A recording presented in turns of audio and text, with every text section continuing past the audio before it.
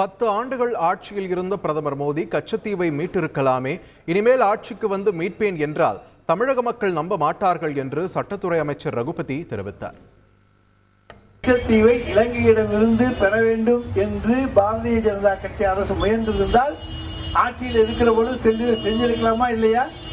இன்னைக்கு தேர்தல் வருகின்றது என்பது இந்த காரணத்தாலே 10 ஆண்டு காலம் தூங்கி கிடந்த அண்ணாமலையும் 10 ஆண்டு காலம் தூங்கி கிடந்த மோடியும் இன்றைக்கு தேர்தல் களத்துல வந்து சொல்லுகிறதுக்கு அவங்களுக்கு யோக்கியதை இருக்கா? ஆட்சி யார்கிட்ட இருந்துச்சு?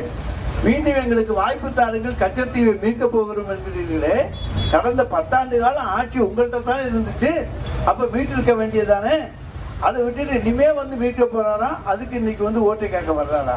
அதாவது தமிழ்நாட்டு மக்களிடத்துல அவருடைய காலிலே பூ சுற்றுகின்ற வேலையை இன்றைக்கு அண்ணாமலை எப்பவுமே செய்வாரு. அதைத்தான் செஞ்சிட்டு இருக்காரு.